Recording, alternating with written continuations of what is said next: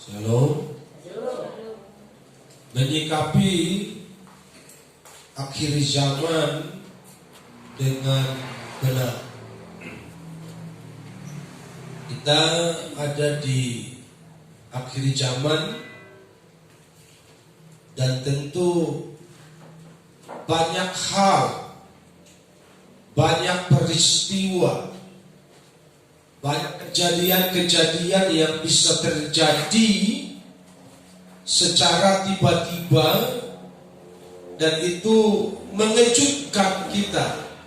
Kedengaran sini sana banyak kabar menggemparkan, berlindunglah dalam sabda Allah. Katakan amin. Akan ada banyak kabar-kabar menggemparkan, dan itu menjadi sebuah berita biasa di akhir zaman ini. Kalau saudara buka Facebook tiap hari, ada yang meninggal keluarga-keluarga dekat, meninggal tiba-tiba karena COVID. Tidak perlu lagi kita kaget dengan berita itu, karena itu bagian dari lingkaran akhir zaman.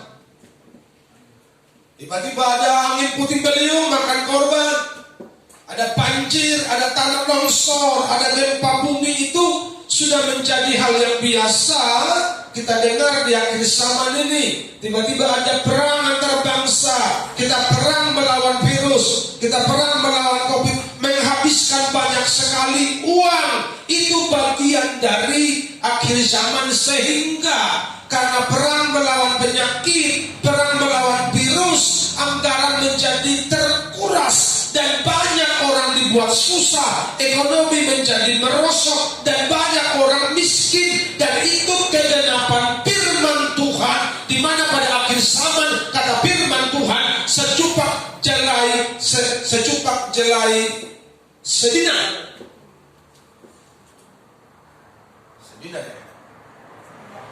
Itu bagian dari akhir zaman itu. Karena itu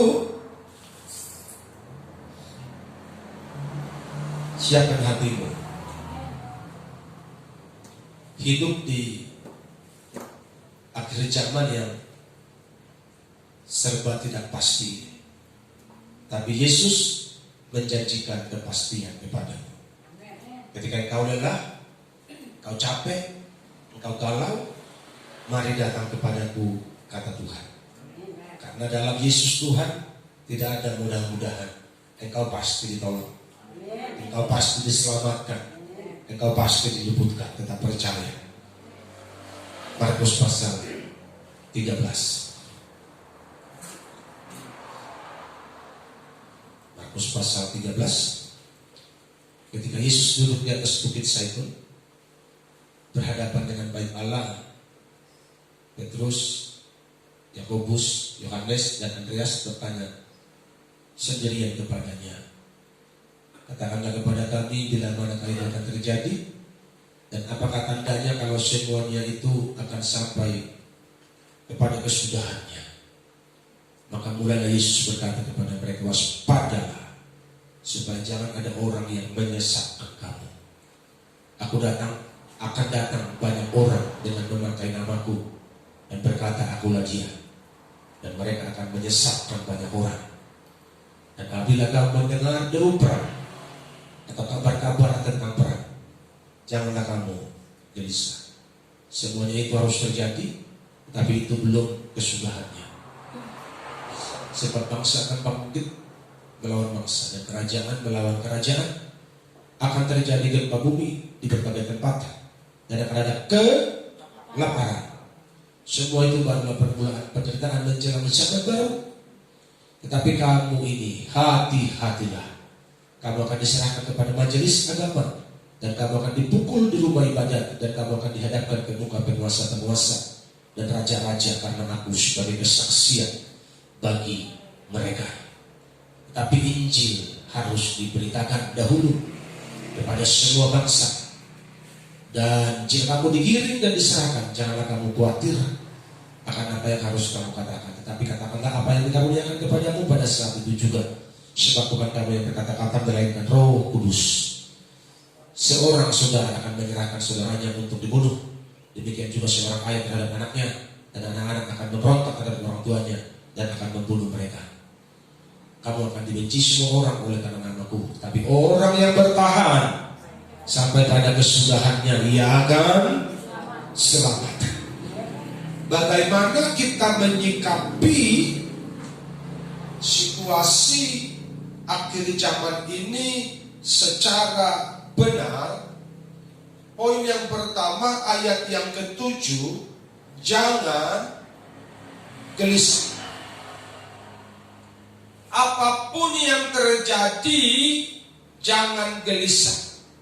Tetaplah tenang.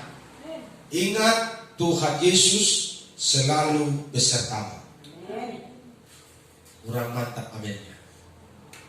Ingat, Tuhan Yesus selalu besertamu. Dia tidak pernah meninggalkan engkau, dan itu lebih dari cukup. Haleluya. Kalau engkau diberkati, disertai oleh Tuhan Yesus, itu lebih dari cukup. Haleluya. Dan apabila kamu mendengar deru perang atau kabar-kabar tentang perang, janganlah kamu gelisah.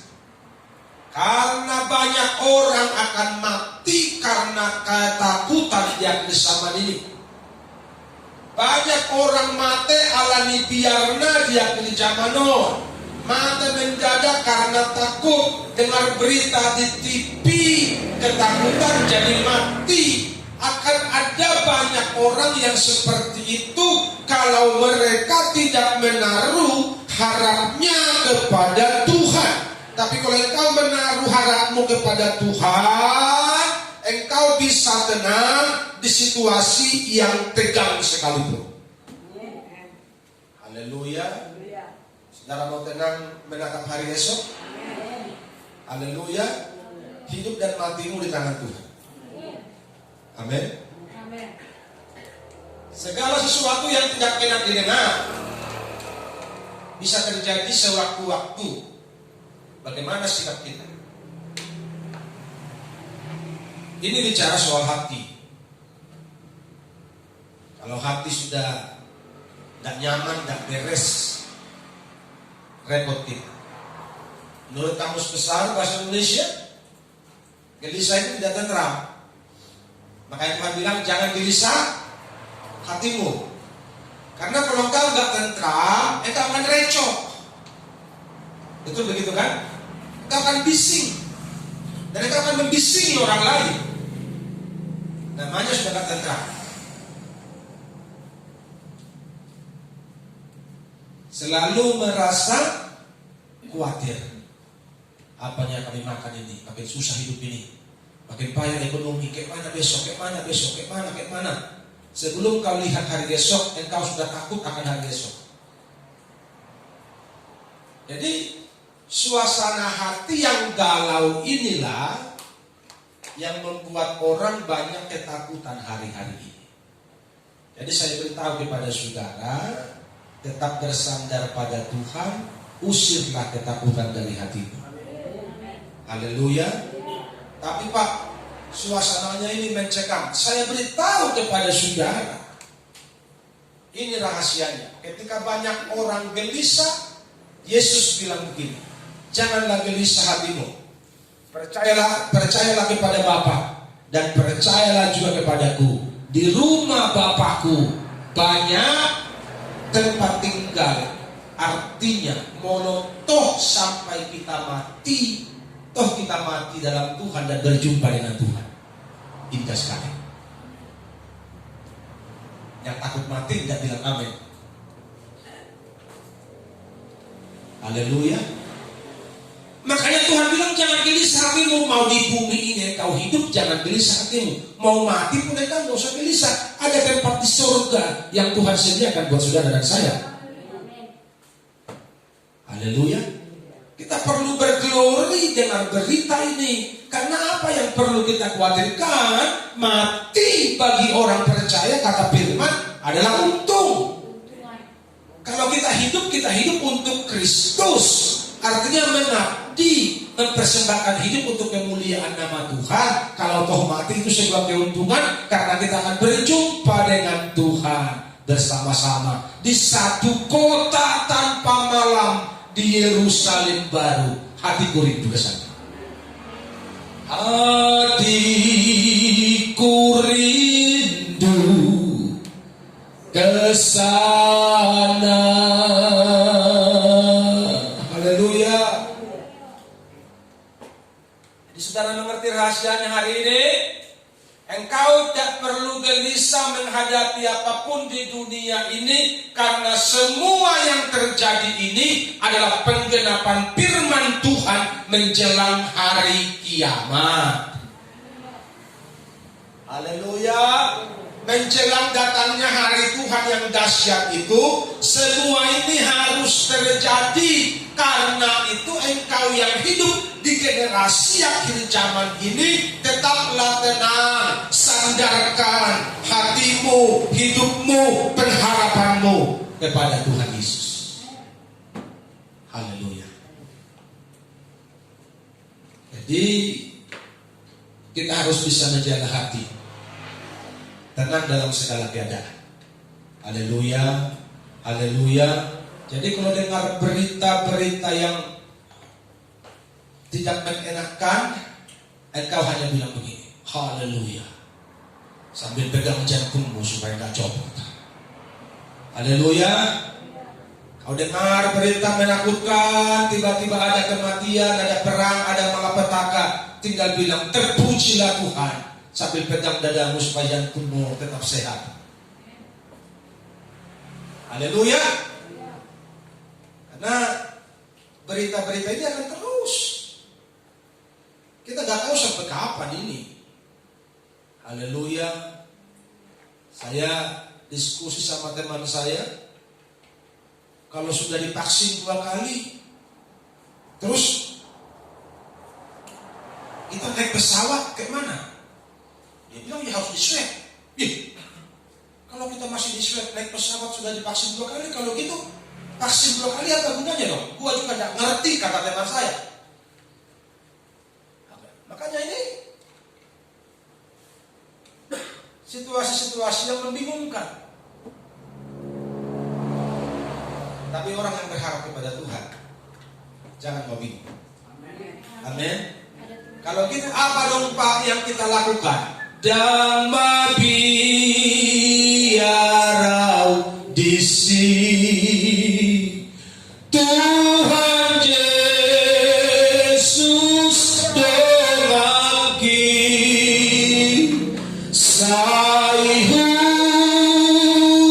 tolongku Yesus oleh aku nabai.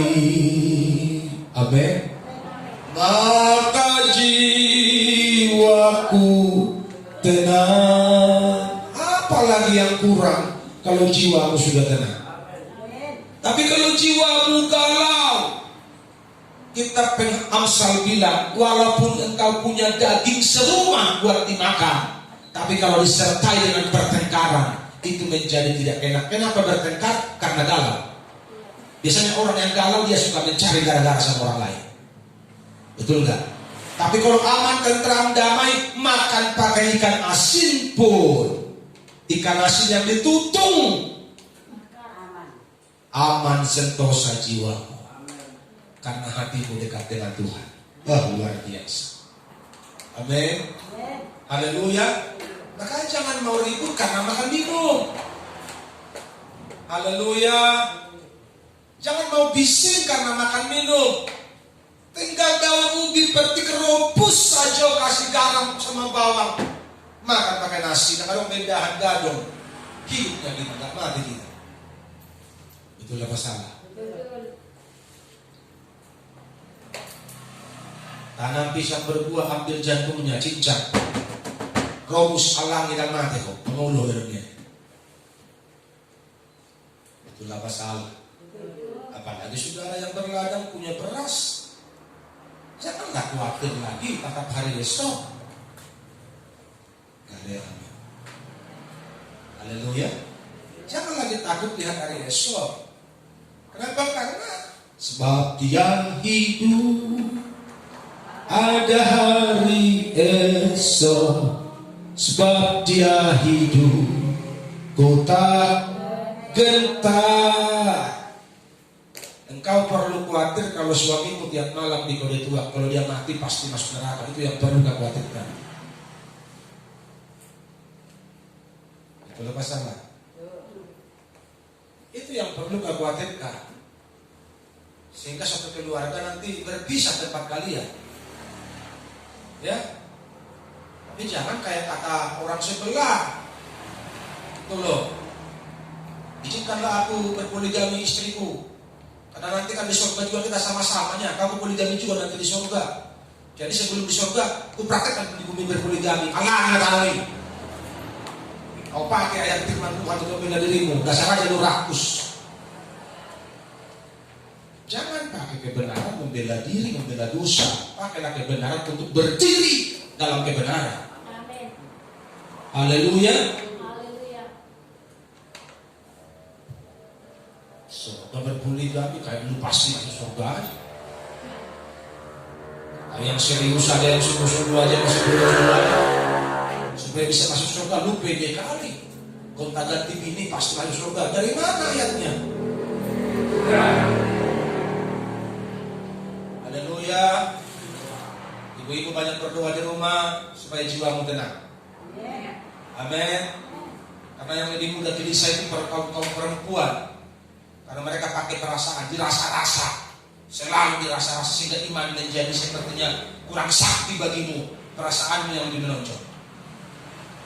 Yang seperti itu katakan amin. Haleluya. Kalau orang beriman itu nggak pakai rasa-rasa lagi. Firman Tuhan bilang, kalau engkau punya iman katakan kepada gunung itu pindah-pindah. Kurasa-rasa sakit nih, kurasa sakit nih. Orang yang merasa-rasa kayak itu. Haleluya. Kebenaran menjadi tolak ukur. Bukan suara hati, bukan perasaan, tapi kebenaran yang menjadi tolak ukur hidup kita yang sama ini. Yang kedua, bagaimana cara kita menyikapi bertahan sampai akhir? Kamu akan dibenci semua orang oleh karena namaku. Tetapi orang bertahan sampai kesudahannya, ia akan selamat. Kenapa engkau dibenci? Karena engkau hidup benar. Haleluya. Kalau engkau dibenci karena engkau melakukan kecemaran, itu salahmu sendiri. Tapi engkau dibenci karena engkau melakukan kebenaran, itulah kasih karunia. Amin. Orang lain sibuk pesta, engkau berdoa, engkau kebaktian, engkau cari Tuhan. Olehnya engkau dibenci dunia, itu kasih karunia. Haleluya. Karena hati orang kan sekarang cenderung ke duniawi, cenderung ke sekuler. Karena hari-hari ini ada COVID ini, pesta semakin berkurang. Walaupun ada pesta, semua dipersimpel, dipercepat. Kalau tidak ada COVID ini, orang berpesta pas sadarian sampai jam 2 pun belum selesai, jam 8 malam pun belum selesai pestanya. Saking senangnya berpesta pora. Tapi kalau kebaktian 1,5 jam, 2 jam, rasanya lama kali. Itulah manusia akhir zaman. Kan begitu. Kalau engkau tidak keluar dari gaya seperti itu, engkau berarti sama dengan mereka. Mereka pasti suka dengan. Tapi karena kita berbeda dengan mereka, sehingga mereka menjadi membenci kita. dibenci karena kita melakukan kebenaran. Haleluya. Makanya umat Tuhan, kita harus memastikan kehidupan kita seirama dengan firman. Itu tolak ukurnya. Tolak ukur gereja, hidupmu harus seirama dengan firman. Jangan pakai firman membela dirimu, membela dosamu. Tapi hidupilah firman Tuhan itu sebagai senjatamu untuk berdiri di dalam kebenaran. Haleluya. Tetap bertahan. Dan saya mau katakan kepada saudara, untuk bertahan ini membutuhkan perjuangan. Untuk bertahan ini membutuhkan kerja keras. Karena dalam kitab Matius dikatakan, dan karena makin bertambahnya kedurhakaan, makin bertambahnya dosa, makin bertambahnya kejahatan, maka kasih kebanyakan orang. Jadi saudara tahu artinya kebanyakan? Unggo dan ma'anon. Lebih banyak nanti yang kasihnya menjadi dingin, sehingga tidak jelas lagi mana orang percaya, mana orang tidak percaya, karena golongan mayoritas orang kasihnya akan menjadi dingin. Karena beratnya penderitaan, beratnya kesusahan, beratnya tekanan hidup membuat mereka dingin, berkata begini, yang toho benamar Tuhan itu nanti katanya, gak jelas lagi nama Tuhan ini. Aku udah capek kali doa, capek penyembahan, sungguh-sungguh ke hidupku makin susah. Lu gak tahu itu bagian dari proses akhir zaman. Bertahan.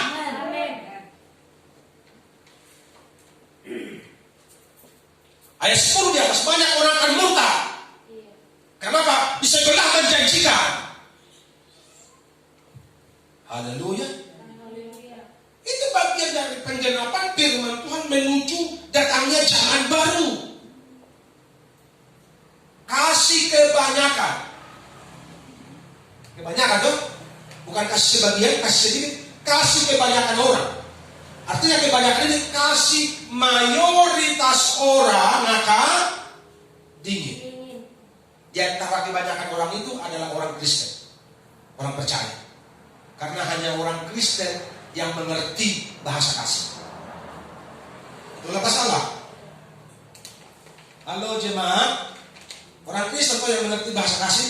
Ajarilah kami bahasa kasih-Mu agar kami dekat padamu.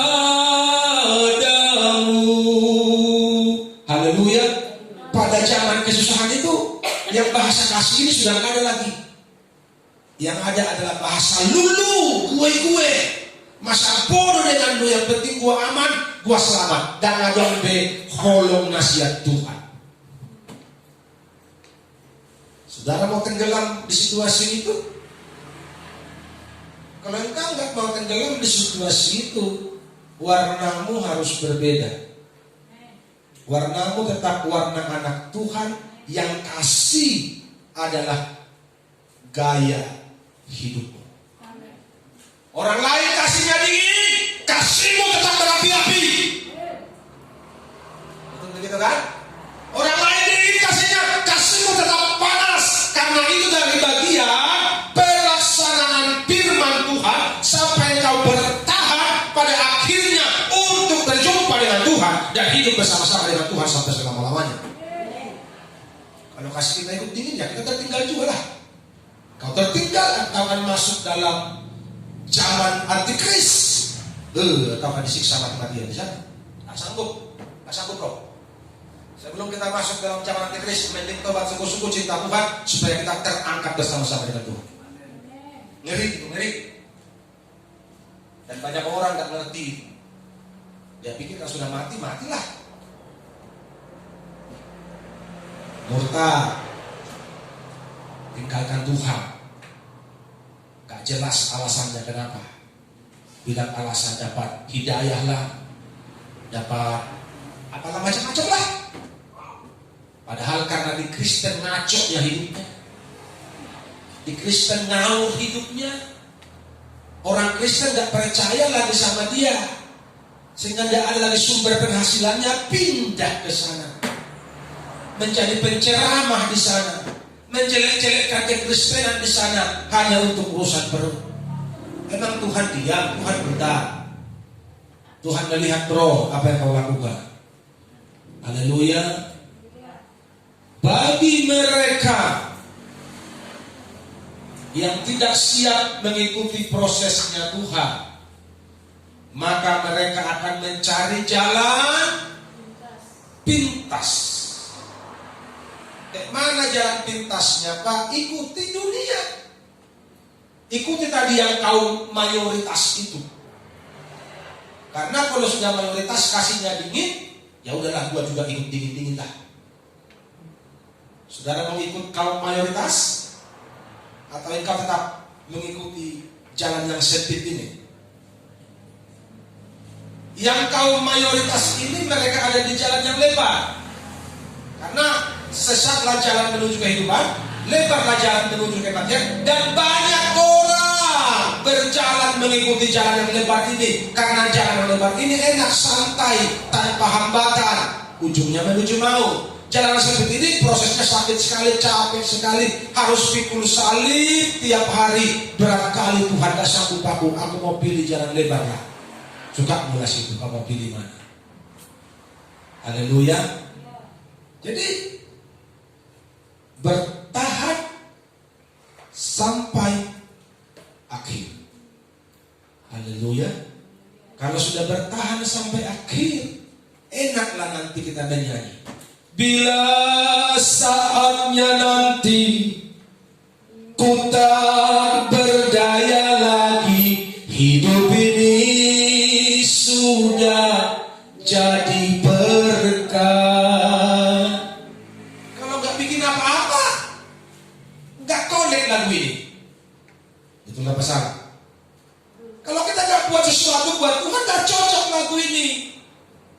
Makanya oh Tuhan, pakailah hidupku selagi aku masih kuat. Saudara boleh pakai Tuhan? Haleluya. Disiplinkan hidupmu, disiplinkan pengiringanmu. Jangan kompromi dengan dunia, jangan kompromi dengan dosa, jangan pernah tinggalkan persekutuan. Itu baru langkah awal untuk menjadi seorang pelayan Tuhan. Kalau kebaktian saja Senin Kemis ngaku mau melayani, omong kosong. Haleluya. Merenungkan firman Tuhan, berdoa malas di rumah, ngaku mau jadi pelayan Tuhan. Lo mau melayani pakai apa? Pakai dengkul, pakai kekuatanmu. Banyak orang melayani karena kekuatannya, makanya hasilnya nggak ada. Karena hasil nggak ada, apa yang ditonjolkan? Liturgi dan peraturan gereja yang ditonjolkan. Karena para pimpinannya sama hidupnya duniawi. Makanya firman Tuhan bilang bertahan sampai akhir. Bertahan dalam apa? Bertahan dalam proses penderitaan, dalam mengiring Tuhan di tengah-tengah dunia yang kasihnya menjadi dingin karena makin bertambahnya kedurhakaan, makin bertambahnya kesusahan, makin bertambahnya kesulitan. Di situ kita tinggal, kita akan betul-betul menghadapkan kepada kebutuhan duniawi kita sama kebutuhan rohani kita. Kita capek cari uang supaya bisa makan, tapi harusnya kita harus lebih capek untuk cari Tuhan. Itu bagi orang yang mengerti. Tapi bagi orang yang tidak mengerti, dia akan memilih kasih menjadi dingin dengan berkata begini, cari uang aja pun aku udah capek. Ngapain lagi ke gereja? Ngapain lagi kebaktian? Makanya miliki hati yang takut Tuhan. Jaga hatimu untuk tetap terpelihara, supaya engkau tidak menyimpang dari kebenaran. Amin. Karena situasi ini akan menyeret kita. Keadaan yang sulit ini akan menyeret kita. Belum lagi nanti kabar-kabar yang macam-macam kita dengar. Awas lu, kalau kau divaksin ada angka enam-enamnya. Semua berita-berita bikin lu pusing kalau lu gak takut Tuhan. Itulah masalah. Makanya kedengaran sini sana banyak kabar menggemparkan, berlindunglah pada sabda Allah. Artinya kebenaran itu yang menjadi ikat pinggangmu setiap hari. Di ikat pinggang ini kebenaran. Artinya kalau orang kurang makan kan dibilang kita harus ikat pinggang. Artinya jangan lagi buat makanan dan kebutuhan duniawi menjadi patokan hidupmu. Patokan hidupmu hari ini kayak mana supaya aku bisa menyenangkan Tuhan setiap hari. Amin. Kayak mana biar hidupku menyukakan Tuhan setiap hari. Haleluya. Jangan lagi pikir makan apa kita. Tidak usah dipikirin itu. Apa yang ada itu aja nikmati. Apa yang bisa kau buat itu aja nikmati. Amin. Tidak usah pengen yang macam-macam. Karena orang itu akan susah kalau gengsinya gede, keinginannya gede. Tapi kalau kita sederhana, gaya hidup sederhana, engkau bisa tenang di situasi yang tidak tenang ini dengan satu pedoman. Yang penting Tuhan ada bersamaku, itu lebih dari cukup.